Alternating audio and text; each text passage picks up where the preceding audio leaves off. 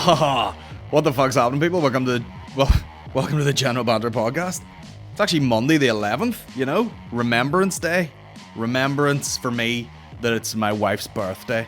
And did I get her anything? No! Because I haven't left the house because we've got a fresh baby straight out of the oven. Okay? And we'll talk about that in just a second. Okay? We'll get to the baby, for God's sake. It's officially winter. I'm wearing a hat inside. It says Gedzilla on it. That's not a plug. It's literally, I just found it in the garage, and it's the last Gedzilla Films hat that ever existed. So it's probably worth money to someone. Me. 15 quid. So there you go. First of all, let me just say, cheers to everyone who's been coming out to the gigs recently. I missed the podcast last week, okay? I missed it last week, and I couldn't be sorrier. You know what I mean? We had a baby, and people are still like, congratulations and shit, but like, I have to sit for an hour and work without a podcast. Where is it, mate? Where is it? Haha, you had a baby, congratulations. Where's the fucking podcast? And I'll be honest with you guys, I think at this point, I was allowed to have a week off. And I could have done it, but I feel like it would have been slightly insensitive to my either heavily pregnant wife or just about to have a baby wife or newly mothered wife. You know, to be like, you alright with the baby? Screaming its head off there? Cool. I'll be in the garage recording a podcast like a mentalist. But anyway, we made it. We missed 1 week. We'll fucking get over it, guys. You know what I mean? We'll get over it. I'm dressed like a lumberjack. Let's fucking party.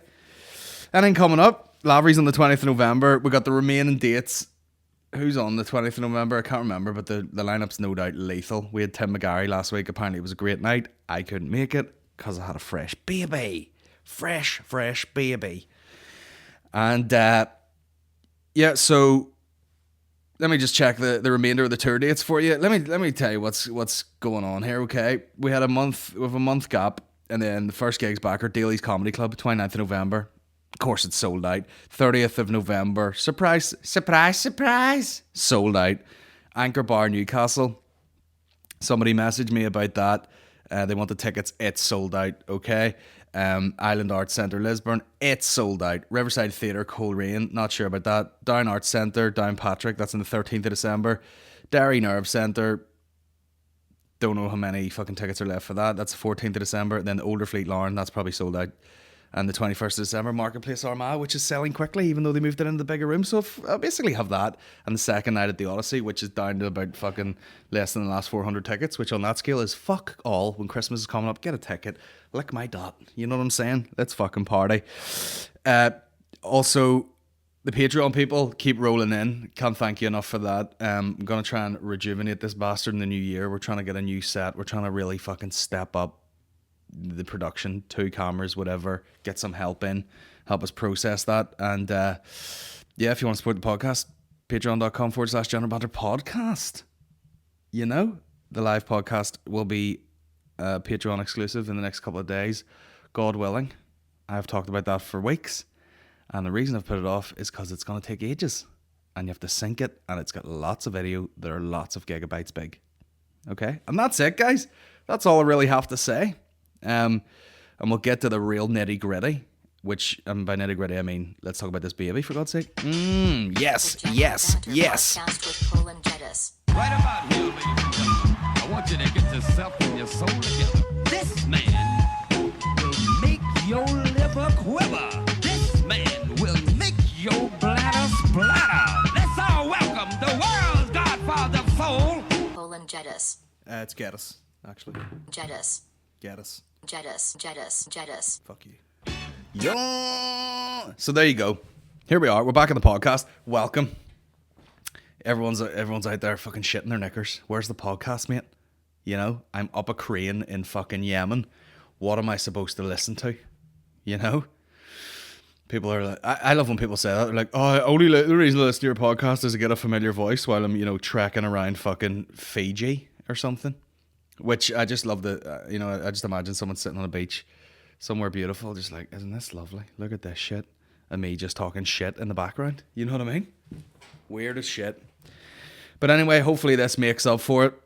But you can't please everyone, you know. No doubt I'll do this podcast and someone will be like, if you could talk a bit less about the baby. I'll be good, thanks. Even though I am actively trying to not be one of those guys who's like, has a baby and then, you know, I'm taking fucking breastfeeding seminars. That's what your next show sounds like. That inevitably that's what I will turn into. But sure, fuck it. You know what I mean? I'm a hypocrite. That's what happens. So yeah, basically what happened was last Tuesday, let me check the diary up in this piece. So it's the 11th, and then if you work your way backwards. Yeah, so basically the reason I missed last week's podcast is because the baby was literally born on the Tuesday. Okay, and what happened was Monday we were fucking, I don't know what the fuck we were doing. We were doing a lot of chilling. We were busy. I was busy anyway. We're trying to get things sorted out, and it was winding down to this due date, which was the 4th, which Maureen had sort of calculated. She thought it was a bit different. She was like, I think the actual due date is going to be like a week after that. But anyway, because that was the initial one sort of given to us, we had to roll with it. And sure enough, on the 4th, I forget what happened dinner-wise, but Maureen went down to her mum and dad's house, and her sister had made like a curry or something like that. And I was like, right, I can't really eat the rice and stuff like that because I'm trying to go no carb up in this bitch. I feel like the only thing that's got skinnier is my neck, you know, which has perturbed me a bit. You know what I mean? I'm going to have to start doing some fucking neck rolls and shit, try and fatten that bitch up again. You don't want to have a fat body, fat head, skinny neck. But I am that fat that I probably could lose whatever I've lost up to this point via my neck and nowhere else. So anyway, I think I took down 2 steaks, you know, as just so I don't want to eat by myself. So they were all eating at you know, our parents' house. So I took 2 steaks around like a weirdo and was like, I'm just going to cook these in your house. And Maureen was like, I'm a bit weird on my belly. And of course, probably like 90% of pregnancy, she's like, I wonder if I just need a shit. So funny. Like, how do you know you'll be going into childbirth? You will need a dump. So she was like, I don't know, I just cramps in my belly, feels weird. And then they were getting sort of a bit worse or whatever. And she was like, yeah, I think this actually might be, you know, pregnancy here, or giving birth, and or labor, whatever the word is. I'm still learning. And of course my sister was texting me and she's like, when do you think Maureen's due and all? Happy due date. And I was like, well, it's due today. But she goes, when do you think she'll have it? And I was like, I don't want to speak too soon here, but she may well be fucking having this baby as we speak. And and fucking, so that, yeah, it started to get worse. She took out the app, she started timing them, and obviously she's been doing hypnobirthing, which sounds weird, but I'm pretty sure it's just like they hit you with some fucking scientific facts and teach you how to look at, you know, the sort of any pain involved with like giving birth. They don't even like you to use the word pain, and a load of breathing techniques, and you know, a lot of facts about, like, you know, during a full labor, the only time you're actually doing anything, when you work out the time, it's like 25-30% of the time is when you're actually pushing or feeling any sort of surge or contraction. So, you know, once you know all these things, Maureen was able to breathe through a lot of it, and she's sitting in the house, she's hitting the timer, and they're getting more and more frequent. And she was like, oh, they say you're not really supposed to ring the hospital until you're at a certain point, like you're getting 3 of these within 10 minutes. Meanwhile, she's like on the fucking exercise ball, and she's like, every time one comes, she's like bending over and stuff, and she goes, I don't know what's a good time to go. And I was like, listen, Maureen, I don't know anything about childbirth, but this bit looks like it should be happening in a hospital, not in our living room, you know, with fucking a wee bit of low music playing and all candlelit and stuff. So she was like, right, we'll see what the crack is. And then I got to the point where she was like, oh, these are getting quite strong. And I was like, yeah, let's just go, because, you know, you're doing all these breathing techniques and stuff like that. And we got to the hospital, and we go to the little assessment unit in Craigavon, of course. And and we go in, and it's basically like a wee waiting area, like you're at the dentist, and you're like, hi, I'm here to have a baby. And they're like, no problem, love you, so I'll sit there. Meanwhile, these contractions are nearly taking Maureen off her fucking feet, like, you know, just grabbing my arms and going, and just breathing through them, but like they're obviously very intense, and I'm like, fuck that, you know.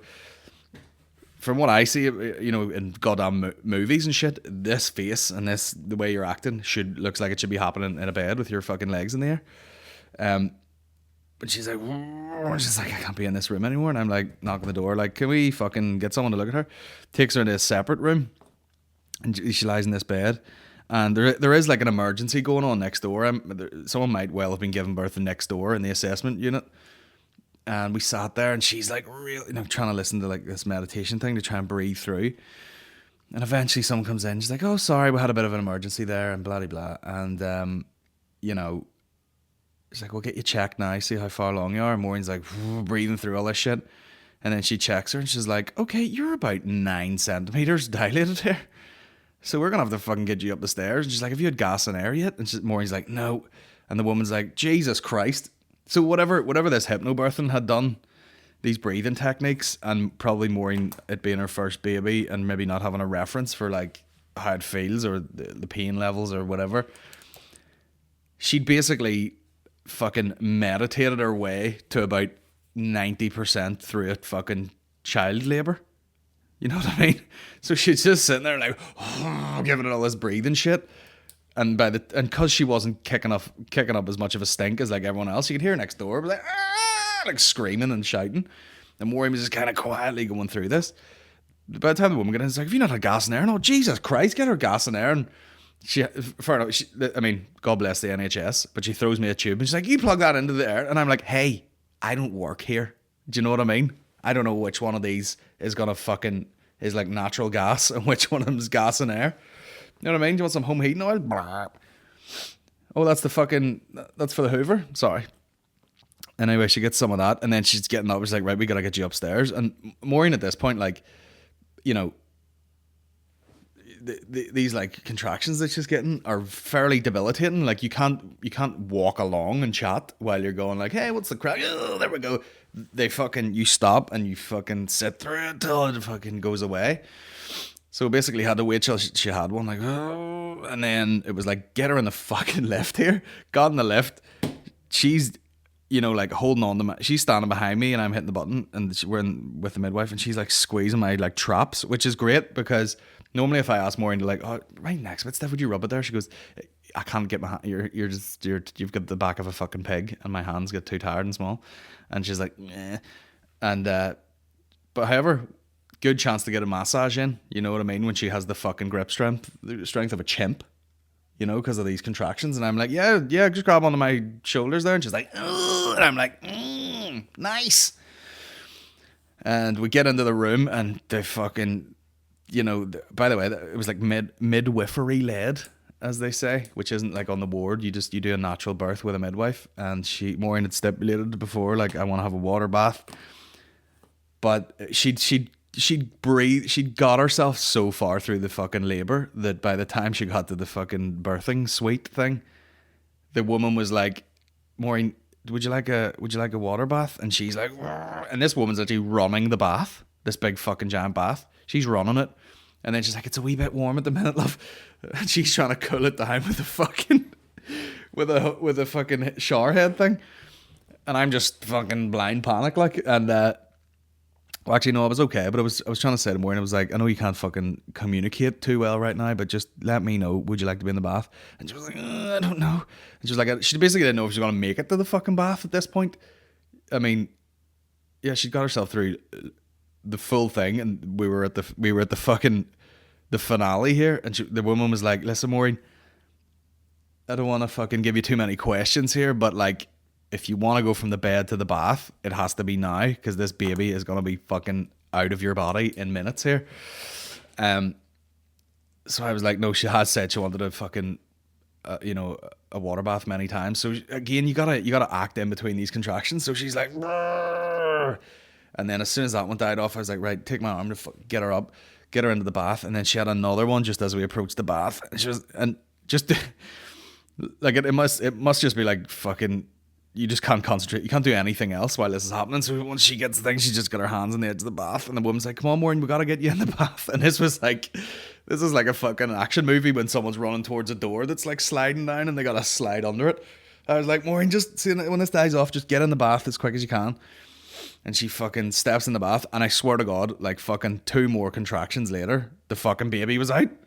So she's like, does one big breath, plunk head, and I'm like, hello. Which, by the way, if you're if you're in a fucking having a water birth and you take into consideration, is it like the refraction or whatever, where it's just a magnification of the water being over the baby's head. Baby came out and I went, oh my God, look at the size of its head.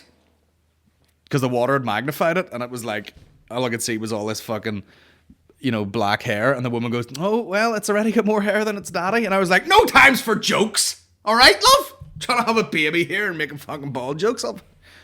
How dare you? Hurt my feelings.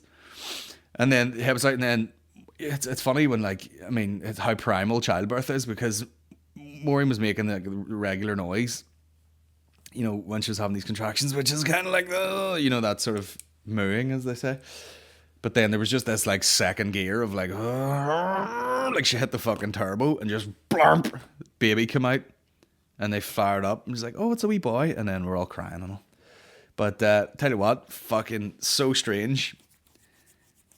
Of a newborn baby in water. Oh my God, what a texture. Just a wee. It's like a wee bar. I was trying to explain it to I was like, if he felt like a fucking wet. When you're in school and you're making something out of clay and it's a bit wet, you're like, you felt like wet clay, like a wee slippery bar of soap sort of feeling to him. He come out, start crying straight away, fully blue, and then wee purple baby, and then obviously the blood comes out of the umbilical cord and all that shit, and then they cut it. Which, by the way, I had no idea it was so fucking tough. Do you know what I mean? She's like, Daddy, would you like to cut the wee cord there? And hands me a pair of these scissors, and I thought it was gonna be like, you know what I mean, like we're cutting a bit of, like you have a pair of scissors, on a piece of meat, like a piece of chicken or something. So it just went straight through. This was like a fucking, like a kettle cable, one of them things that you think, those big thick fucking cables like you power a kettle with. I was like, hold on a second, and I was like, and then it snapped, and I was like, Jesus Christ. Fucking hell, I thought it was just going to glide through there. I had to get a fucking hacksaw out for that shit. And then, that was it. Baby's born.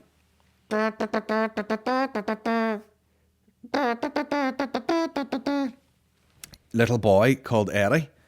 And everyone's like, what's it named after and all? And we're like, listen, nothing. It sounds good. And I think that pisses people off the most.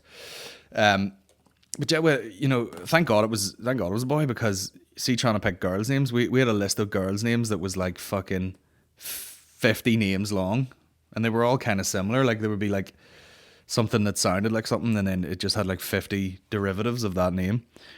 But we only had really about 6 boy names, and then we sort of took away the ones we're not going to call them that, and then we'll be like, we basically whittled it down to like, what sounds cool as a full name? And Eddie Geddis obviously sounds very cool.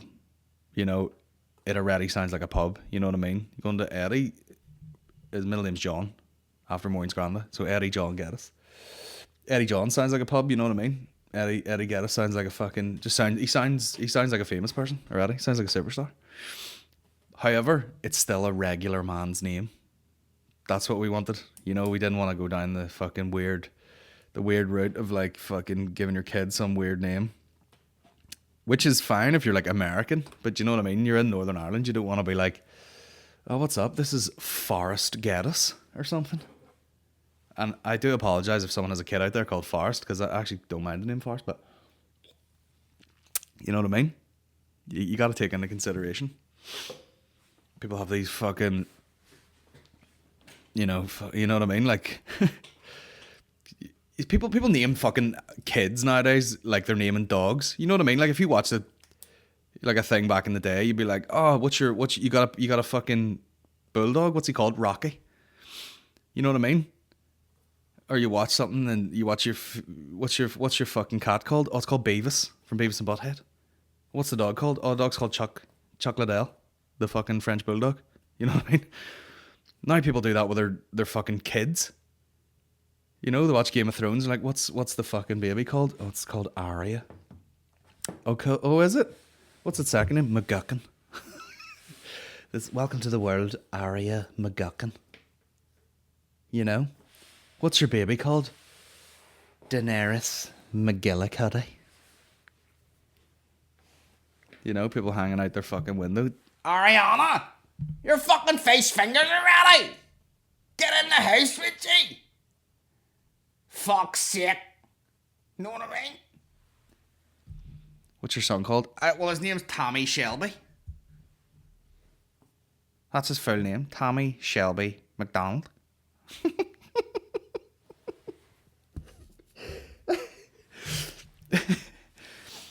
I fucking, the wife gave birth to the son. What's his name? Heisenberg Smith. Good lad. So yeah, we're just like, give him a fucking regular name. Eddie is a regular name, you know what I mean? Ed. Not after Ed Sheeran. It's not after anything. You know what I mean? We had a list of names that we thought sounded good with the second name. So there you go. We had a little boy called Eddie, and he's very attractive and handsome, like his dad. I mean, hopefully he fills out a wee bit and he looks a bit like more. In fact, I actually don't mind. I don't mind if it's a boy and it looks like me, because of, you know, sometimes people, you know, what you see a lot is a couple where the let's face it, the guy is not as good looking as the girl, which is natural because men are not as attractive as women.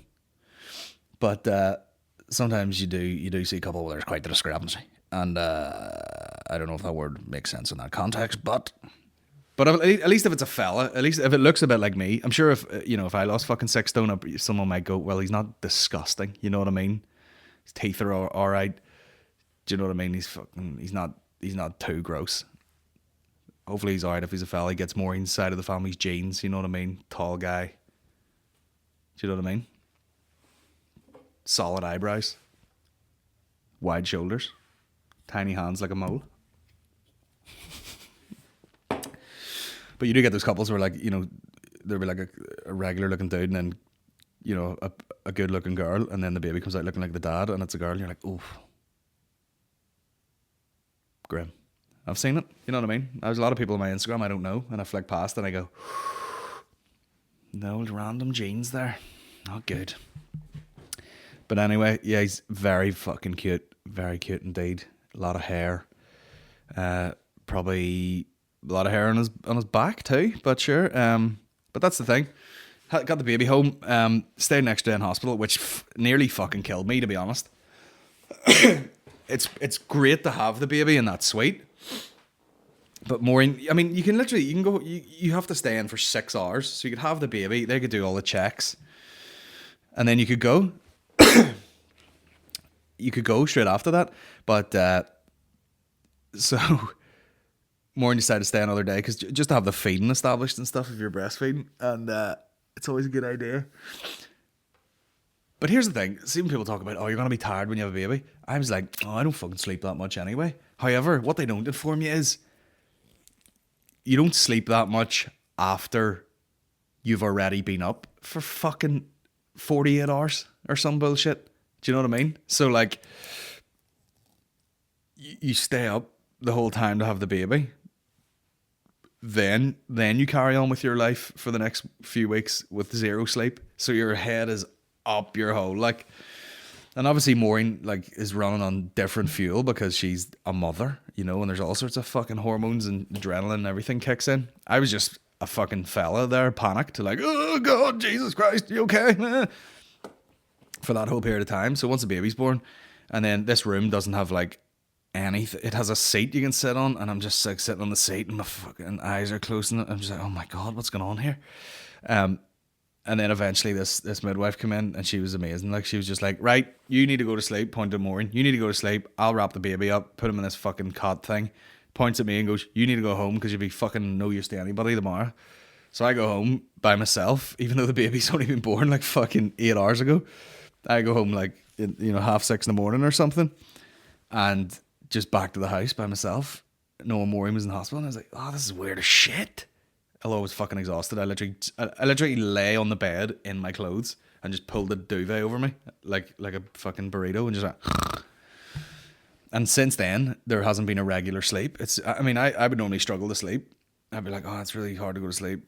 But at this point, when you're that exhausted, you're just like, okay, Maureen will be like, right, you may as well get a couple of hours sleep now. And I'm like, cool. And I'm just like leaning up against the fridge. But you do get, sleep deprivation is mad. Like, there's times where, like, you know, the baby, I mean, don't get me wrong. How long ago was it now? Like 6 days. It's fucking,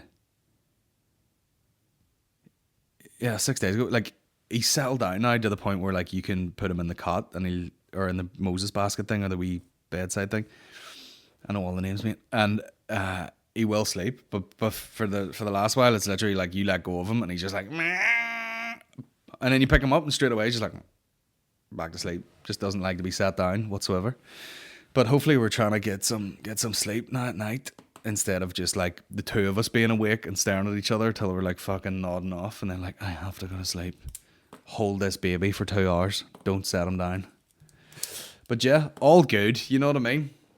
Isn't it crazy how they're like, is the midwife comes around, or the health visitor, is the baby doing well? Yep. Is he shitting plenty? A marker, if you know, to see if anyone is in good nick. Is there plenty of shits coming out? Good for him. And I was like, shits, bro. He's like a fucking. He hasn't stopped. You know what I mean? He's just a wee gurgly shit machine. Just burps like a man. I lifted him the other day and like burped in my face. And if I was a fucking adult, fucking headbutt you. Because the baby is like, ah. You're like, that's quite cute. Major burps. And literally be lying on his back, just hiccuping, and you just need to tilt him. You know what I mean? Let the air bubbles go to the top. Lift him up. Turn him up. Like one of those wee toys in the 80s. Burp. Very cute. And that's it. You know what I mean? I wish I had more cool information about that. But thankfully, it was smooth. It was quick. You know? Maureen got herself through all of the fucking labour, and then we get to the hospital. It takes a couple of minutes to fucking squirt the baby out, and there you go. There you fucking go. We got a baby. And I'm gonna poison the Instagram with it forever. Because no doubt he'll get cuter, you know? You know, once his wee face fills in a bit. And I'll tell you something, and I don't know what, you know, it is typical of me to say this, because he is my son. I have never been around a lot of babies. I've one sister. She doesn't have kids. Haven't really been around cousins. None of them really have fucking kids. I don't really see a lot of them frequently. So, you know what I mean? I was just never around kids that much, or babies in particular. And then, but I don't know whether it's just ours or just some babies. I didn't know they had that much fucking, you know, range of motion as a baby. You know, everyone's like, you know, mind his head doesn't roll back and all. His fucking head isn't rolled back anywhere. You know, my favorite position is if I kind of lie slouched on the couch and just set him on my chest, and he'd put his fucking arms down like he's doing a plank and just lift his head up and be like, what's going on here, boy? Looking all around the place. You know, none of this like floppy head bullshit. He just fucking sits up, looks around, opens his eyes, looks right at your face like, what the fuck? You know, he looked like a big version of me. That's weird as shit. You know, even when he was first born, you know, sat on top of Maureen, he's fucking two hands trying to find the fucking ditties. Like, he's just like, incredible. Or like if he's uncomfortable, he'll kick. And I was sort of holding him yesterday, and he kicked his legs, and I was like, I could, you know, just support his back, and he's just standing. And you're like, this guy's fucking 6 days old here, and he's got the fucking the thrust power, the squat of a fucking 6-month-old here. Although it is scary, like they check all the reactions and stuff, and I was just sitting on the couch one day with him sitting on my chest, and I had one of those fucking grenade bars on the thing, and I was like taking me bites of it. I'll take a bite of that quietly, and then obviously I had the whole thing, got to the end of it, and just had it, and like crumpled up the paper, which obviously startled him, and his whole body went stiff. He just went, and they're fucking shot up and fell. I was like, Jesus Christ. This guy looks like he could do box jumps. And he's not even a week old. You know, you go to fucking put his baby grow. By the way, someone needs to redesign the fucking baby grow. You know what I mean? It's like a little... I've never felt more like a big clumsy bastard in my life. You know, I'm like do you want to put this tiny button in between these two like mad kicking legs of a baby with your fucking man hands? And you're like, I can't get in to the fucking small space there. I just can't fucking get in, you know what I mean? He's kicking all over the place. You know, you go to grab his arm, feed it through the wee sleeve, which is fucking impossible. You know what I mean? Like, hey, it's like someone going, put a sock on this live moving snake, and you're like, But you know what I mean? You go to move his arm and he doesn't like it, and his fucking arm goes tense, and you're like, this baby is goddamn strong. And he's not a big heavy baby, you know, he was like 7.5 pounds. But some of the gear doesn't fit him, you know what I mean? You go to button it and it won't fucking meet in the middle, and you're like, I wonder who he's gonna take after. You know what I mean? Got that wide fucking back. And even, you know, my mother-in-law was like, oh, he's got a big strong neck, big thick neck. I wonder where he gets that from. And I was like, first with the hair, now with the fat neck. You have some fucking cheek right here. Anyway, there we go. Now, what my second message about hospitals is, guys, look after yourselves. Because if you're not having a baby in that hospital, you're walking around smoking fags out of your throat. What are you doing? Everyone in that fucking hospital had a Zimmer. I saw a guy, Zimmer frame, smoking a fag. His hand was yellow. His face was yellow. And he had a little basket on the Zimmer. And I'm like, bro, what's going on here? Do you know what I mean? You know, I'm just like, I feel like a lot of it could have been avoided. You know, you see these people and you're like, you fucking someone with their face. I mean, fair enough if you're very ill with cancer and you're like, listen, I like smoking. Even though this is what got me to the fucking dance, I'm just gonna keep doing it. But it just does not look right. And you see some people and you're like, man, you gotta fucking take care of yourself. You know, you gotta fucking have I'm pretty sure these things fucking creep up on you. You know what I mean? You can't just keep, you know, I smoke fucking 40 fags a day. Doesn't end well, ever. Never fucking ends well. Mickey even said to me, and he smokes, he's like, the thing is, like, you don't heal that well. And you're like, what? If something ever happens to you, you know what I mean? You got something wrong with your skin, or you get a cut, or, you know, Mickey's fond of an abscess. He's like, I just don't heal that well. And you're like, stop smoking. I mean, smoke like if you want to. I'm not gonna fucking tell you not to, but like, it doesn't end well. You know, people just whatever. I do this, I do that. Even saw a nurse, you know, just before. I mean, it couldn't be more of a stressful job. You know, criminally underpaid, extreme hours, and you know the girl was just sitting there and she had a big fucking like family pack of. Like a big share size bag of McCoys, and she was obviously at the end of a shift or it started. She could have been on her fucking break, and she probably didn't have time. Was just shoveling these things into her, and you're like, man, you know, you see some of the unhealthiest shit in a fucking hospital, like, you know, you're just looking at some of these people, and you're like, fucking hell. It's weird just walking out with a fresh baby, healthy, and you're like, oh, thank God for that. And then you're like, you gotta just steer people in the right direction.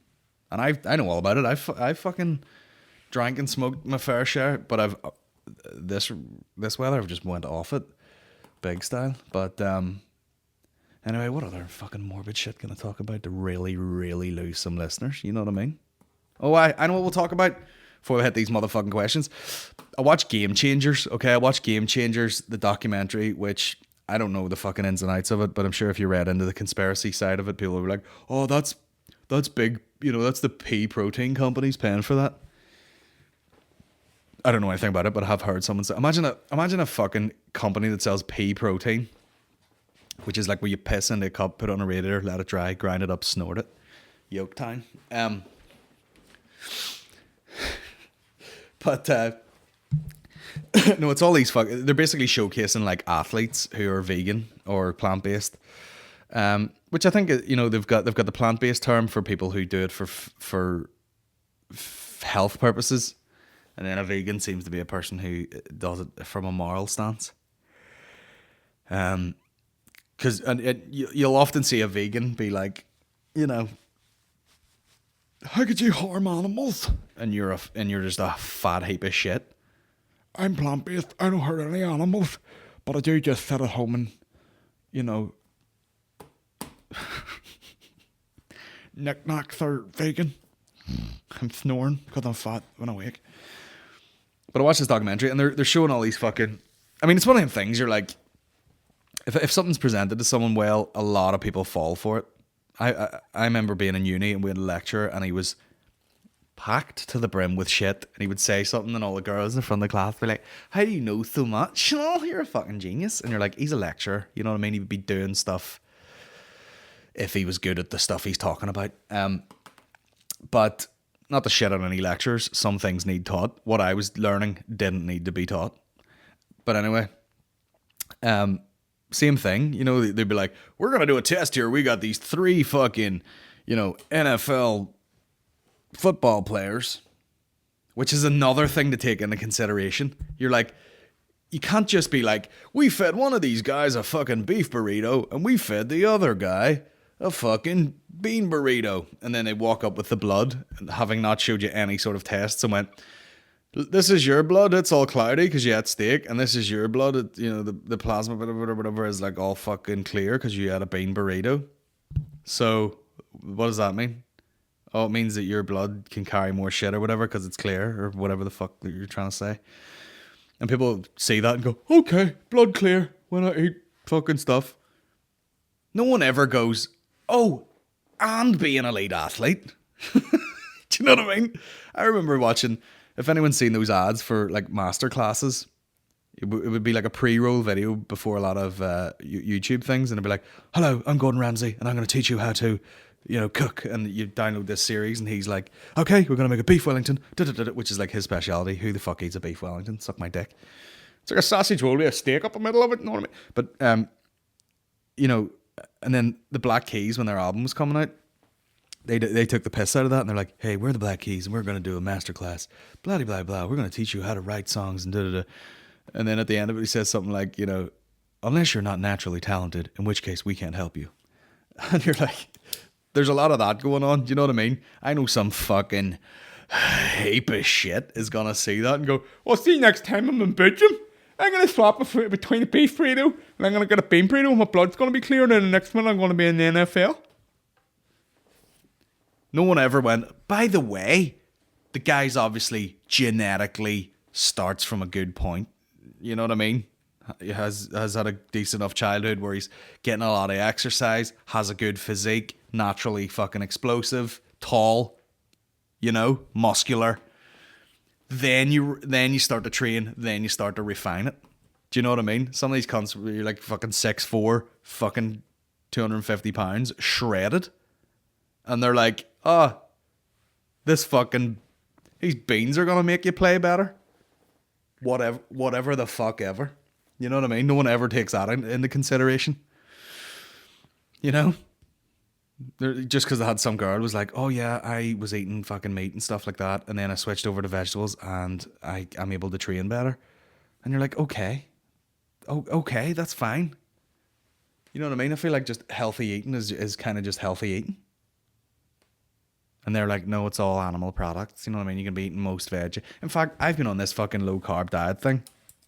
And I don't want to say keto because people go full mad with a lot of people say keto and they're not really doing keto. I'm pretty sure if you're doing keto, you have to like keep track of it and do piss tests and all, and make sure that you're in ketosis. You're like actually burning fat. Mine is more or less the fucking no shit diet at the minute. I'll admit the fucking workouts have taken a hit in the last week. Although it only has been a week, but it feels like fucking 6 months. I've just been like, right, what things feel heavy when you eat them? The pastas and the breads, and I'll get rid of that. I'll just cut down to the meat and but then you start thinking like, oh, I can only have like protein and fats and, some greens. And you get so sick of it that, the average breakfast for me now is literally like mushrooms, tomatoes, spinach in like a scramble type thing. And I just eat that because I'm not going to eat fucking toast and, cereal and all this shit. So I ate that, which it has an egg, it has a few eggs in it, but it's not I'm not eating fucking 9 bits of bacon and 8 sausages for my breakfast. And then if I do have meat, you know, you maybe just have one piece of meat, but then you're like, you get so sick of it. People think it's a great idea to be like, oh mate, you can have steak for breakfast. No one wants fucking steak for breakfast. You maybe have it once and be like, oh, well, fuck that. Then you get to the point where you're like, I actually just crave something kind of, you know, the other night I had, was it cauliflower rice, and then there was like this steamed packet of like beans and peas and stuff with like garlicky butter on it, and I just microwaved that and threw it together and was like, I'm just gonna eat this. There's no fucking meat. There might be some protein in the pulses, but like, I was like, I don't want to eat meat now. It was boring the shit out of me. So in actual fact, instead of using it as an opportunity like a real fat bastard would, we go, oh mate, I can have fucking half a stick of butter on a steak here and a jar of mayonnaise because my body's burning fat. Now I'm actually like, how can I fucking squeeze more like veg into my body? So actually by going to myself, I'm only eating proteins and whatever, I'm now at the point where I'm like, how can I get more fucking like greens and shit into me? Because apparently I should just be eating fucking, meat and avocados all fucking day. But I don't feel good doing that either. So just doing what my body feels. Haven't eaten any shit. You know what I mean? I think the worst I've had is one of those goddamn grenade bars, and I had half of the remaining bowl of cereal that Maureen had the other day, which felt weird. But yeah, but the documentaries, it's weird. Like, it is weird. It is just that thing of like, they got that fucking power lifter guy, and you're like, he's like, oh, somebody asked me, how do you get strong as an ox? And I said, when do you ever see an ox eating meat? They just eat vegetables. And you're like, fair enough. But no one ever stepped in and was like, by the way, if you're built like a fucking budgie's hard on, you're not going to just start eating what this fucking cunt is eating. Because you're not going to be that strong. You have to train for fucking ever. And you also have to have that genetic fucking makeup. What you're going to do is you're going to see the guy flipping a car and you're going to go, I'm going to do that as well. Same as the fucking bean burrito guy. And you're like, oh no, the guy in the documentary that flipped the car, he went for lunch and he had a lasagna and a pizza. You know what I mean? And chips. I'm going to have that. That makes you strong. You're like, nah, there's a bit more going on there. And then fucking Lewis Hamilton. Oh yeah, for my performance increased whenever I started a fucking plant-based diet. You're in a car? Are you putting fucking quinoa in the Mercedes, you dickhead? Oh yeah, just have a lovely bowl of avocados and then I get in the car that does fucking 300 mile an hour. Stupid cunt. Today we're examining the diet of a jockey. Who gives a fuck what the jockey's eating? Oh, Lewis, I see you won that race there in this fucking high-performance Formula 1 car. What did you have for your breakfast? I had an avocado on toast. I see, smart cunt. He's a smart man, isn't he? Now, if he'd have had a fucking bacon and egg sandwich, he'd have put that fucking Mercedes into a fucking ditch, stupid cunt. What does Schwarzenegger's tits look like?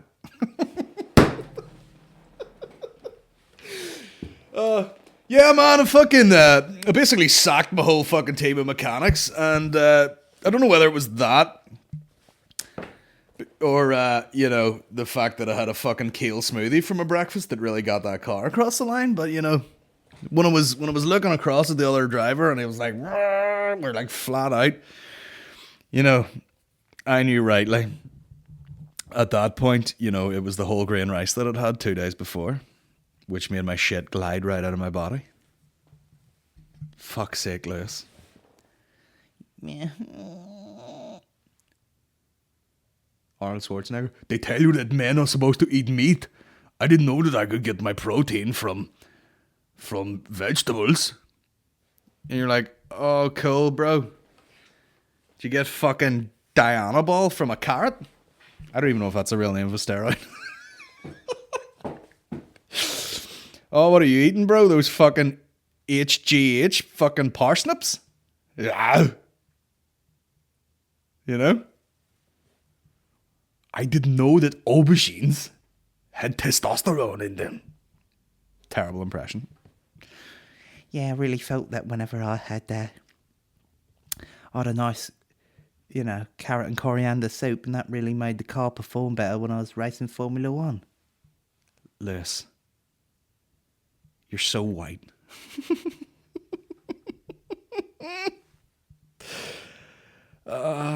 Fuck's sake. Vegetables, mate. Now, the irony is, the other day, my mother-in-law, who is a goddamn saint, and also, happens to teach classes about newborn babies, which is an invaluable wealth of knowledge to have around the place, instead of actually having to do any research or know anything. Let's go give her a call there and let us know what we do with this baby, because we've weren't listening to the antenatal classes. Thanks. No, she did a shopping for us the other day and left it round, and she goes, yeah, all the mummy always gets flowers and the daddy gets nothing, so I bought you, this is your flowers. And she just raided a butcher's, and there was fucking steaks, sausages, even though I've massively gone off sausages recently, I don't know why, because it's full of shite, basically. And there you go, you know what I mean? That's not a vegan fucking plant-based choice. That's me going, I'm aware that there is nothing in this but scrotal tissue. No thanks. And salt. So she bought a T-bone steak, which is, even though it's aged, it says it's out of date today, so I'm gonna have to eat that. But today will be the first day I'll get to do a workout, so I'm gonna fucking get a major fucking pump on, bro. You know what I mean? A lot of squats. But there you have it. Game changers. Yeah, basically, the success I've had in the Mercedes, I put down to lentils. Simple. Let me hit some questions here. What other notes have I got down here? Oh, yeah. Here's a few questions, right?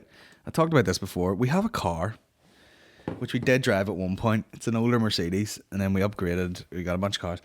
But we have this car now, and I'm not sure it has much value, and it needs a little bit of work around the back arches, and it is a CLK 270. It looks a bit old. But I could just sell it or realistically fucking scrap it at this point. But I wouldn't mind holding on to it and try. You see, this is the thing. Ideally, I would love to fucking turn this into like the fucking General Banter wagon. You know what I mean? And get it painted or wrapped, and tint the fucking lights and paint the wheels and stuff. Repaint the wheels.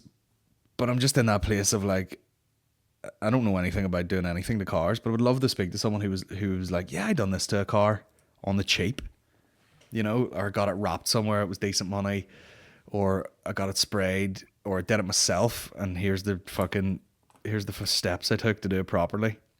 So it didn't look like total shit. But I think I want to do that. I'm looking at it and I'm like, see if that was like a fucking army green and the wheels were black and you could fucking tint the front headlights like yellow. It would look so swag, like. And just, it's lovely when you get in it. At one point, fucking P. Diddy would have been driving this thing, like, nice. But, and it's pretty fucking quick too, once it gets going. But, yeah, I'm just like, how do I do that without spending more money on it than the car is actually worth? Give me a shout out, guys. You know what I mean? You want a paint shop? You want a shout out? Giving a squirt over. Right, let me hit some motherfucking questions. Yeah, basically the difference we've had between, the Monaco Grand Prix and this one is I had a bunch of coriander up my ass. All right, Lewis, you boring bastard. Okay, let me just scroll past 90 photos of a baby. Yes. Look at that baby. God damn it. Look at that fucking baby. Also, how mad is just having a baby? The processes, like, the woman goes through and everything. It's fucking nuts, like. Like, Maureen was like, there's no fucking... I don't think there's any way a man could give birth to a baby. Because there'd be too much like, look what I did. I'm very fucking class. No one fucking has babies like me. No one fucking speak to me for a week. I need to relax after having a baby. Whereas women are just like she was literally like quite a lot of discomfort. Push, bang, and then like it never happened. Boom, give me the baby. We're fucking off to the races here. That's behind me already, and you're just like fucking hell, wild. But look how cute he is. God damn it. Look at that. I mean, you're as Neve, my sister-in-law, said, you feel like a lion. You just want to lick him. You just want to like, very cute, very cute. Right, let me get to some questions up on this motherfucker. He is super cute. Massive congrats on being a daddy and best wishes to Maureen. How does it feel being a dad? And that's from L. McDonald. Well, basically all of the things I just said. I mean, I thought, because it's such a definitive cutoff of like, you don't have a baby, you're waiting on it, bang, there's the baby. It's like taking the fucking cork out of a bottle of wine. You're like, that's not going back in. You have this forever. This is a fucking thing. But you just let the wave take you. You know what I mean? You just fucking let it happen to you. You know, just let it make you better. Do you know? I've actually been, bar being chronically knackered, which I don't even know if I have the right to fucking complain about. You know, because I didn't have to give birth to him. Like, but other than that, I've been very calm. For me, you know what I mean? Just chilling out. You know, until I'm in Craigavon Hospital and I go to fucking nip home for a couple of hours because I've been told to by a midwife, and I go to the machine and it doesn't take a card, you know, and it's fucking 5:30 in the morning and I'm like, what the fuck's going on here? And I have to go back in and find a fucking cash machine and come back out and put it in. And I was going to just walk over to the barrier and snap it off and go, sorry, it was an emergency. And just fuck the barrier away. Shit. How fucking disgusting is it? Like, imagine, which isn't far off what most people have experienced, going in and maybe finding out horrible news about someone, or they're very sick, or they just died, or whatever the fuck it is, or you have a sick kid or something. And then you come out and you're like, okay, I'm just going to go home and, you know, sort some things out or whatever, and you're trying to get out of the hospital and you can't get out easily, and you're like, oh, I have to go lift fucking money now and come, and you're just, imagine having to do that, like, I have to go back in here, do you have a cash machine? Boom, I need to pay to get out. You know, my fucking granny just died an hour ago. You know what I mean? It's like fucking, you could at least do that thing if you've got like an emergency exit and it's like the toll, where they just send you a letter and be like, by the way, you owe us $4.50, and you go, right, I'll sort that out in 2 weeks. There's certain moments where you're like, do I need to really fucking sort out the admin of trying to pay this fucking machine?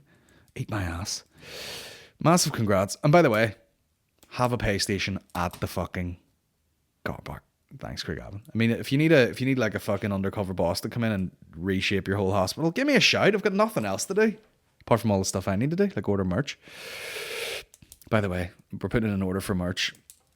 The general stuff that I have, which is going to be more or less an official clothing label, is going to be on its own website, hopefully at some point, and it is tidy. Bloody hell. Some great designs. Loving it. How am I feeling? Yeah, I'm feeling fucking good. I'm feeling calm. I'm feeling good. I feel excited. You know what I mean? I feel like I don't want to fuck about with things anymore. I'm like, you got an idea? You want to do it? Let's do it. Do you know what I mean? Let's go. Let's get some business done around here. Let me see. Is it true Mike McGoldrick ordered a hit on Jeffrey Epstein? Could well have happened.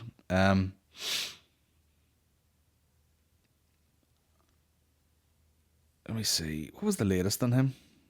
Was it homicide or suicide?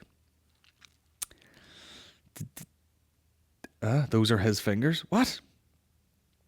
Jeffrey Epstein's sex slave accuser, Virginia Roberts, tells Prince Andrew to stop with the lame excuses over photo.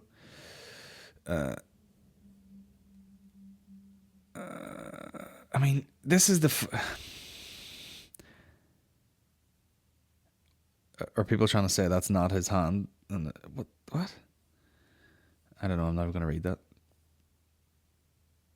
I mean, that's the other fucking thing. You're like, this fucking bloody blah pedophile. And you're like, okay, I'm not in any way fucking, what's the word? Literally forget the word. Knackered. But you look at her and you're like, yeah, she could be 23. She could be 25. You know what I mean? You're not, the guy's not, I'm not justifying it or standing up for it, like, but they're like, this pedo scumbag. And you're like, or was he just trying to buck this girl who was younger than his stinking Every week I say something.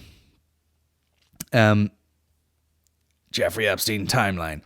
The billionaire US financier facing charges for sex trafficking minors was found dead in a New York prison cell August 10th after allegedly committing suicide.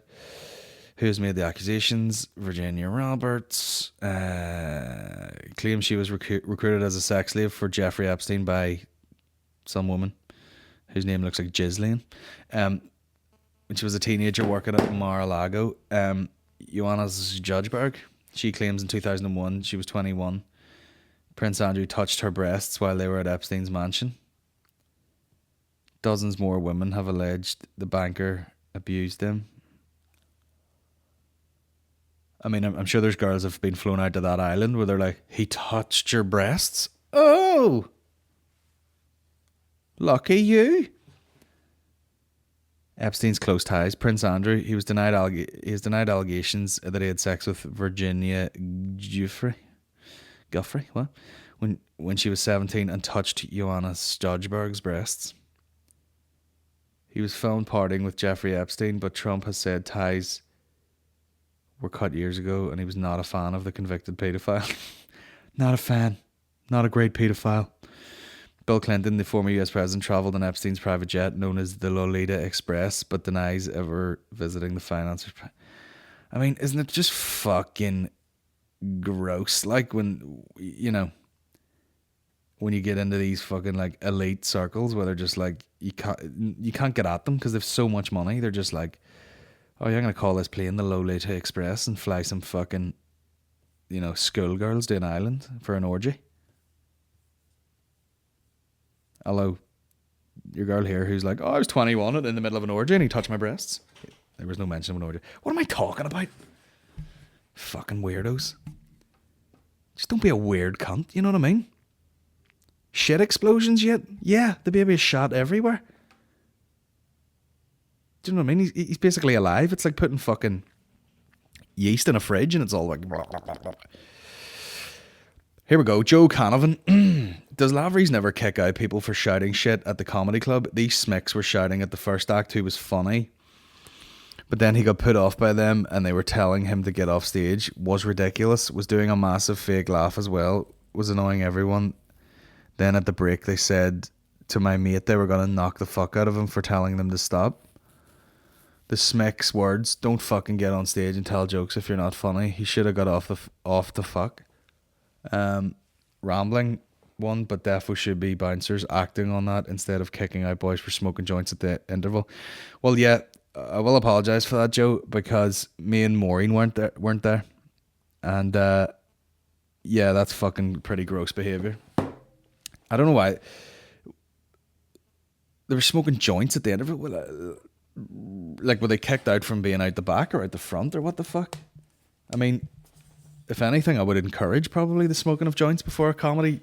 In fact, I would rather the whole audience were smoking joints instead of fucking drinking pints. Yeah, that's just because me and Maureen weren't there. Because Maureen is a ruthless bastard. Like, she'll just walk up and be like, next time he fucking breathes, get him out. But yeah, they lost their run on themselves. It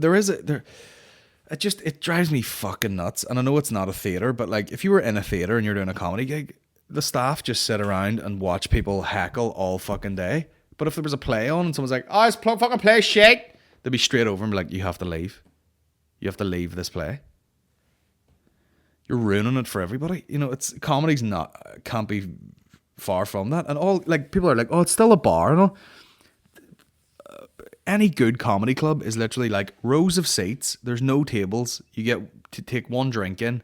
They're like, this half's going to be half an hour, and then there's going to be a break, and then the next one will be half an hour. I think it's trying to get comedy clubs to the point where you're like, you're here for the comedy, not a night out. You have your night out. You have drinks before. Then you watch the comedy. Then you have your night out. People try and integrate this where they're like, oh, I'm going to nip out at half time and a fucking 2 joints and stick a fucking bag of cat up my hole and come back in, order drinks all night. No, you're like, nah, just watch the comedy and then fuck off. And most good comedy clubs, if you disrupt them, the bouncers go down and fuck you out straight away. I saw someone take their phone out and look at their phone. They weren't even on the phone. And a guy in the stand walked over and took the phone off her. He's like, what are you doing? You can't sit like next to the stage and be fucking texting. So, yeah, I do apologize for that. If me or Maureen are there, it won't happen again. Like, especially if someone's getting aggressive like that, they should just be fucked out. Because there's people who've been really, really drunk and like dropped glasses and they've been chucked out and stuff before. So, welcome to parenting. Enjoy your 2 hour sleep every night from now until he's 21. And that's from Simon. Thanks very much, bro, for the... Yeah. Well, I got about 5 hours sleep last night. Showing off. It's all good, man. What the fuck? I remember watching Gavin McGuinness, who founded Vice magazine when it was just a magazine. And he used to do all those funny videos with his kids, and he was talking about kids to someone else, and he's just like, what the fuck, what else are you gonna do? You know, people keep putting it off, like, I'm not gonna have kids, and we're gonna wait till we hit a certain point in our career, and I've got to do a bunch of shit. And he goes, what are you gonna do? You're not gonna do any of that shit. Just have kids. And I think that's, it has to be the case, like, you know. Obviously, if you're waiting till you're doing a bit better in your fucking career and you have a bit more money or something. But realistically, other than that, you know, we shelled out major cash on a fucking pram and no one's looked at it yet. What did you think of the BMF title in 244? That was the UFC, Masvidal versus Diaz. I'll be honest, I haven't even seen it yet. I've seen fuck all. But it was stopped because of a cut, which I'm sure people were giving off about. And then I seen a photo of the cuts and I was like, ugh. Probably should have stopped it. Although it's fucking Nate Diaz. You probably could have pulled his eye out and he probably would have kept fighting, so who knows. Oren McGonigal. Any chance you coming stateside in the future? I've reached out to Joe. Okay, up to you now. Todd played my bar on Wednesday night, sold out show. Yeah, that will be the next step, is get over to America and do some shows. But I've got to get an Isle visa sorted. Yeah. 100%. Motherfucker, I would do some serious damage in America, bro. I was at the comedy store, and even there I was like, I am not impressed by your performance. Big comedians, you know what I mean? Chris D'Elia and all. I was like, bro, you don't even know how to fucking do stand-up. I mean, your shoes are cool, but like, fuck's sake, mate, write a fucking joke with you. Lanky bastard. Yes, I'll be over. Are you going to see Brendan Schaub in the Ulster Hall? I heard that, and I actually put in a request for a joke to do support for him. Just that, you know, just for the crack, but then also light that bitch up. You know what I mean? You know? Follow that, Big Brian, you fucking bastard. I don't know. I mean, I'm a fan of the podcast, but yeah, I suppose I would, yeah. Ulster Hall, mad. Where's the worst place or time you booked? Booked on a bus once in my late teens because I drank too much Jack Daniels and I barfed betwixt my legs on a bus, which I wasn't proud of, but it had to come out. What's your favourite breed of dog? I'll be honest, I like all dogs really, to be honest, but if I, like right now, I was going to go out and buy a dog for myself. I mean, I'm a big fan of Black Labradors, but they're a fucking nightmare. Do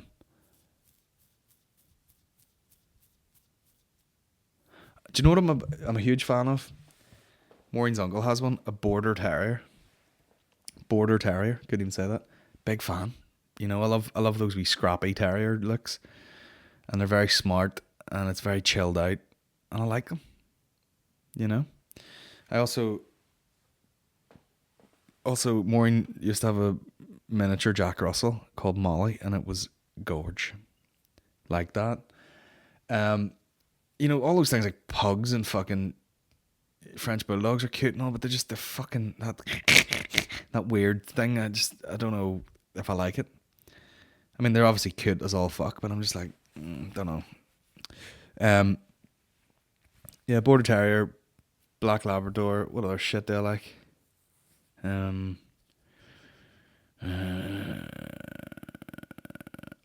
do like a Staffy, you know, which I can't own a Staffy because obviously I look like the guy that would have fucking 8 Staffies and be wearing a full Adidas tracksuit. But you know, you see like one of those blue Staffies or whatever, and you're like, look at this. You know, you just want to grab it around its belly and lift it up like that, like a rugby ball. Nice. Yes, lad. Congrats. Here. Are you a pervert for wearing a suit to the cinema? And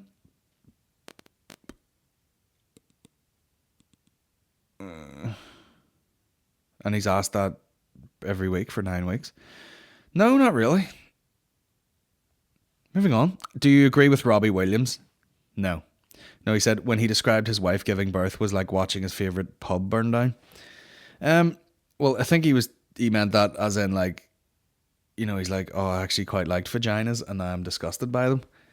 I wasn't really like fucking, you know, the start of a James Bond movie, like staring up there.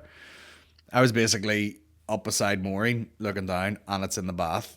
So like, I was just like, oh, there's the head. You know what I mean? I wasn't really like fucking all up in the business.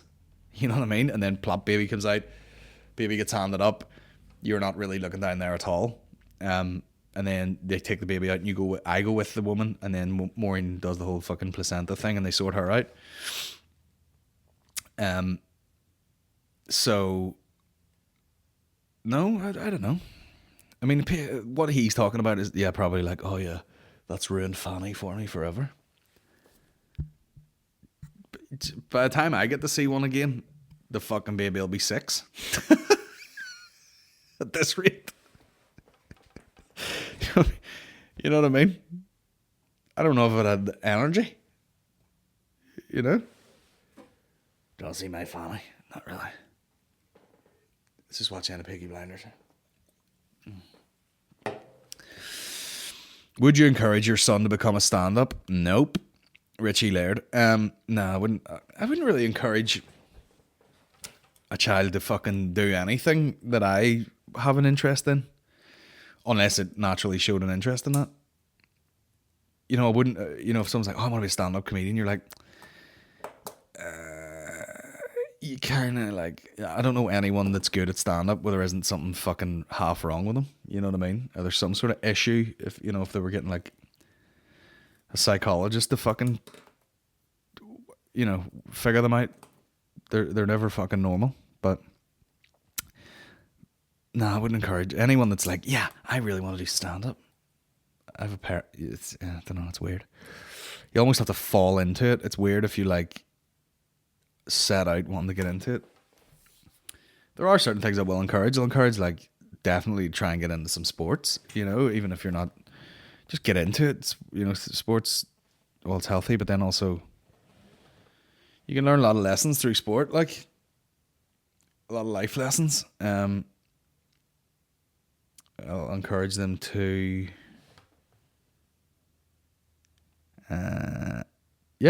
be creative and fucking shit like that. Charity boxing, who wins? You or Bartlett? I think me and Bartlett and anyone that knows the both of us would come to a unanimous decision that I would beat the fucking living fuck clean out of Mickey Bartlett in any circumstance. You know? If I was fast asleep If I was in bed and Mickey burst through the door and ran over to me and started punching me in the fucking head as hard as he could, I would still wake up and murder him. Do you know what I'm saying? That's what we're talking about here. And you better make sure the charity is for some sort of brain damage, because, you know, Mickey will be keeping it all in house then. Or if I just fucking did a couple of circles around him, he'd probably fucking pass out. Did you have a baby just so you could have new material? Yeah, bro. That's the way it works. Not Ford. That's how it works, mate. I was sitting around and I was like, let me write some material. Oh man, I've hit a bit of a writer's block here. Here's what I'll do. I'll make a lifelong £1 million fucking deal just so I can get 10 minutes material. No, I didn't. I did it because, you know, we wanted to start a family, bro. You want to get more nice people, you know what I mean? Everyone that you know that's nice is a baby. Also, I have a show at the minute that I'm touring around, and I already have fucking like 1, 2, 3, 4, 5, 6, 7, 8, 9, 10, 11. I have like 11 premises that I've written out, which could well be fucking 20 minutes of stuff. Great notes too. First 8 pints Raven. I have a trans beard. Straight pride. These are bad jokes. Ring rust. And then some sort of sex joke. I can't give some of these away because some of them are actually good jokes, I think. Refuse to wax scrotum of trans person. You know, there's meat in that. The Joker movie. The fact that in the doctors they call a pediatrician the ped. Game changers.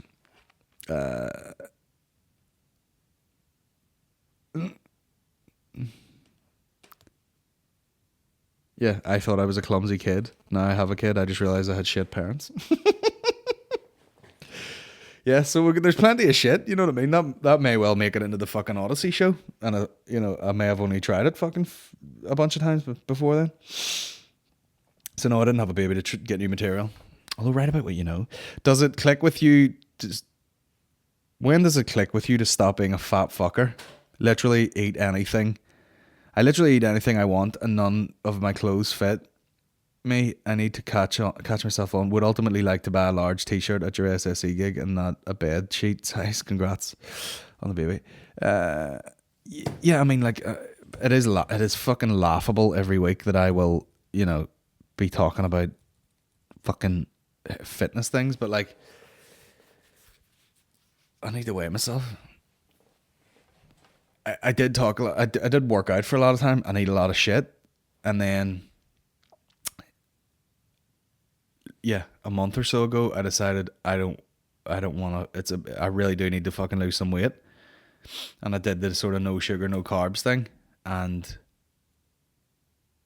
now I literally haven't weighed myself, but I haven't swayed from the fucking diet really. You know, I've literally the biggest cheat meal I've had was fucking half a bowl of cereal. Because I didn't know what else to do with it. I wasn't going to pour it in the bin because there was too much milk.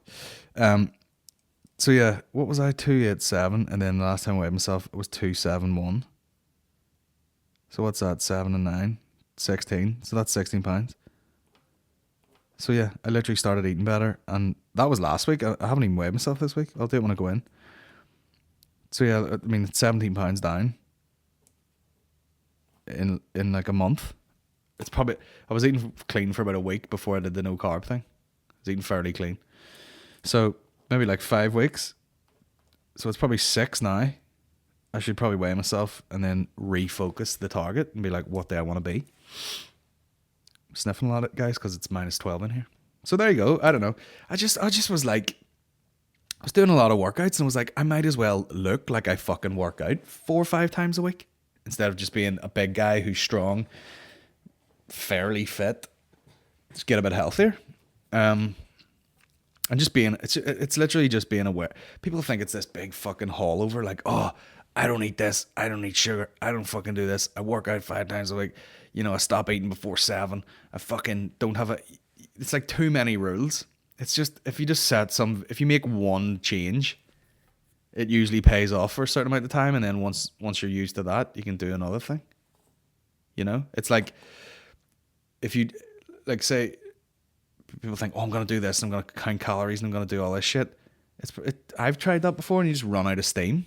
I'm logging all my dinners and all. Maybe just try and go like, okay, I'm not going to have like, what do they call it, like refined sugars or processed foods or something. You can make one change and try it for like 2 weeks, and you'll probably see a wee bit of a change. And then you can sort of start ramping it up. I think that's what I'm going to do. Do you know what I mean? I lost the fucking initial wee chunk of weight there. But then I find myself, you know, I'm maybe like relying on I'm like, oh, I'm going to eat this fucking grenade bar instead of fucking eating real food.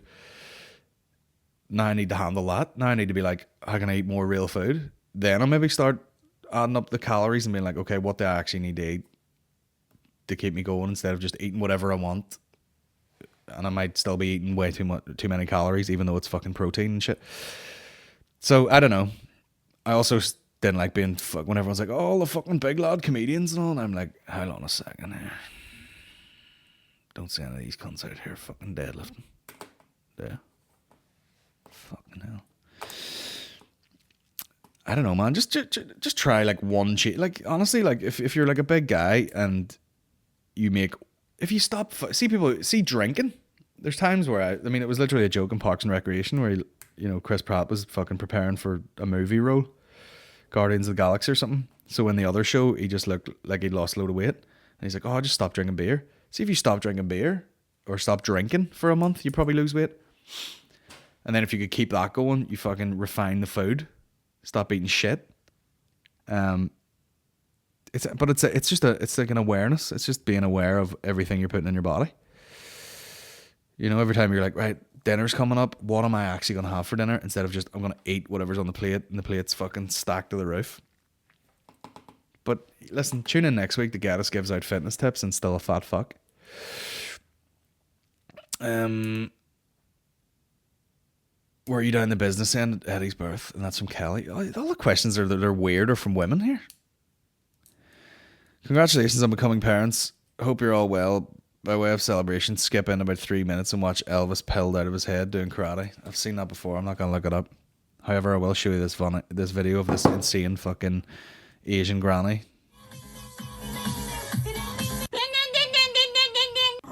I mean, it's like exploitation, but if I had a fucking old Asian granny, I would be fucking world famous. She sounds like a baby. The Godfather. The Silence of the Lambs. Few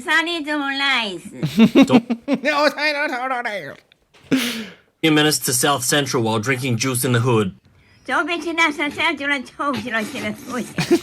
Prada.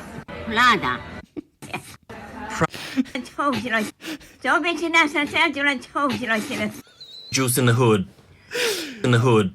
I'm going to send that to Maureen and be like, do you want to watch a movie tonight? And she'll be like, yeah, what do you want to watch? And I'll be like,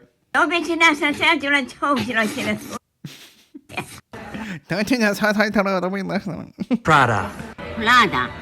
Versace. Roberto Cavalli. Salvatore Ferragamo. Hit or miss. Cash me outside. Eczema? Free Shavakadu? Thank you very much. Thank you very much. Now, what I think here is, I think she's deaf as well. So not only is she Asian, I think she's like holding her ears when she talks. I think she can't hear. Oh, phone's away to fuck. Right, let me rip through these. Why do prods say Mary, but Catholics say Mary? Is it a Catholic Protestant thing, or is it a Belfast thing? I'm pretty sure it's like fucking Belfast people say Mary. I thought Mary.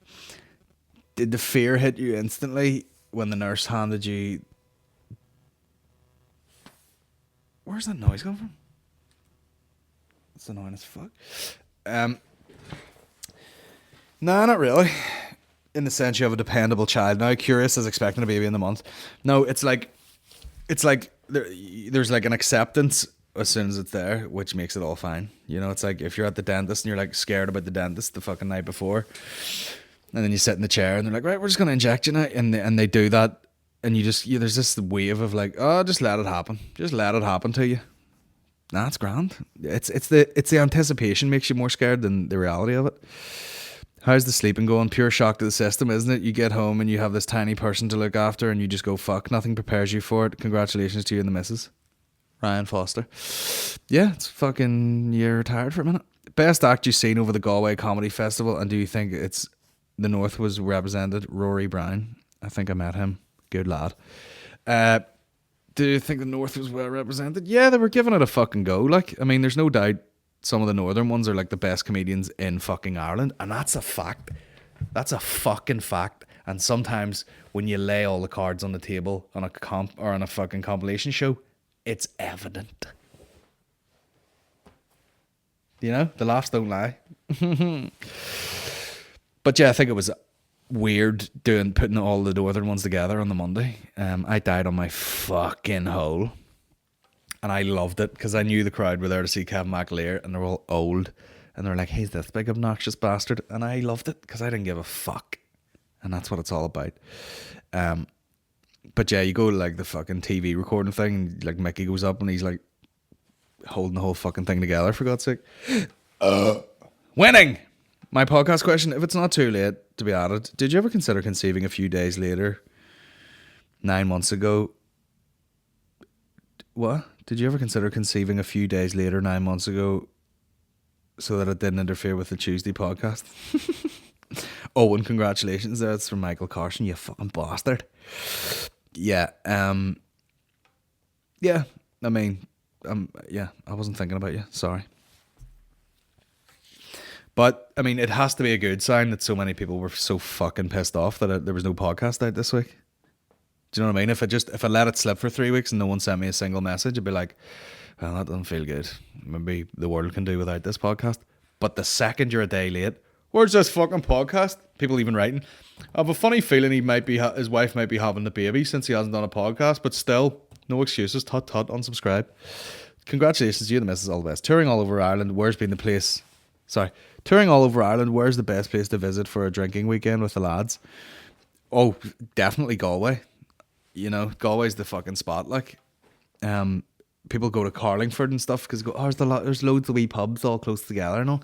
But Carlingford's kind of fucking, you know what I mean? It's fucking shite. Like, but Galway's brilliant. Galway's literally like has all those sort of pubs that like a Carlingford would have, except there's actually other shit to do as well. You know, you could go to a bar and see comedy. You could go and see a fucking band play. You could go, you know, there's more shit to do, but then also numerous good pubs. Like, why are all GA supporters knuckle dragging inbreds? I've no idea, mate. I don't watch it. I don't watch any GA. I don't watch any fucking sports. What does amaze me though is that people are fucking diehard. You know, like wearing all their shirts and they go to Belfast, all these students, and every cunt has a different shirt on representing the parish. But then you see these matches and there's fucking no one at them. You know, you're like, how's every cunt in Belfast wearing a GAA shirt? And then they'll show highlights from a GAA match and there's fucking no one there. Hey man, how are you finding learning to play the guitar? I'm just starting out myself. Any tips on how to improve or advice on starting out? You see, I'm not starting to play the guitar. I'm just playing more than I had done in the last few years. You know what I mean? I've had guitars since I was fucking, you know, in school, like, and I've played on and off ever since then. So the only thing I need is probably like taught a few things by somebody, because I just don't have the willpower to sit down and like learn stuff. I think I need to go somewhere for like a couple of lessons and they're like, all right, here's some skills. The dexterity's there. You know what I mean? I can play chords. You know, I can listen to things a lot of times and fucking play them back. I can definitely play the guitar if instructed correctly. You know, I can look things up, learn how to play them. Watch things, learn how to play them. You know, could fuck about rightly. It's just that, and it's like, I should probably learn some fucking theory so that I know what the fucking, you know, what the notes or chords are and what goes with that when it comes to like wee solos and stuff. So I'm not completely starting off like, as you can probably tell by my huge range of mid-range guitars. Any advice on starting out? No idea. Don't ask me for advice on anything, bro. Not a question, just huge love to you and your wife. Oh, right, Adam. I reckon this is how normal people feel when the royal baby is born. There we go. Shout out to Adam for that. How'd you find wiping the Guinness shit meconium from the child? It's like fucking tar. If you had to headbutt any Marvel character, who would be? What? Headbutt Scarlett Johansson's fucking tits. What a piece of shit. What a piece of shit fucking male patriarchy bastard. Mark is fulfilled. By the way, by the time this podcast is done, there will be the General Banter Live t-shirts on the website. I'm going to drop them in price quite dramatically. So, because it says 2019 on them. And they're going to get updated to the 2020 version for the new year. So I'm going to drop the price on those. So if you want to get one, get one. Shout out to ColinGeddis.com. I've skipped a few questions there. Right, hold on a second. Have we run out of questions? Hopefully we have, because I need a piss. Did we? Yeah, that's the end of it. Fuck it. What an anticlimax. Guys, I hope you take the fitness advice that I've been giving out, and you too can be fucking shredsville like me. You know what I mean? Just all neck and shit. Elbows coming out of your back. Tits coming out of my back, whatever. And you know, you just take that advice and be like, listen, here's a guy who's been through it, and he, you know, looks the same as he did every single week of this, but he says he's lost weight. I don't know where from. Take that advice, yeah, and be plant-based, you know, because your car goes faster. And just you know, there'll be a lot of parenting advice from a guy like me who doesn't know anything about children but has one. And I will start to put up guitar videos of me teaching and tutorials and stuff like that. And that's great. Buy a ticket for the Odyssey, you fuckers, right? The podcast is back on track. We'll see you fucking next Tuesday with possibly the odd bonus one. Trying to get the live one up on the Patreon. It's going to be a Patreon exclusive. If you want to support the podcast, patreon.com/General Banter Podcast, etc., etc. There was one more thing I was going to mention, but now I forget. I forget now. Yes, there is a vlog. Put a vlog up from mine and Aaron's time in Liverpool and Manchester when he supported me on tour, and we fucked about. No drinking in it, so it's kind of weird. We look like two pedos, but check it out, share it. You know what I mean? It's on the IGTV on my Instagram. Follow me at Colin Geddis, guys, and I'll see you next week. Okay, for more fitness advice. I'll be teaching you how to style hair. That's another thing I know a lot about. And I've got a quick tutorial on tips for running a marathon. And that's it. Welcome to Colin teaches you about things that he's not qualified to do. But here, everyone does it. You know what I mean? We're getting out of here. See you next week.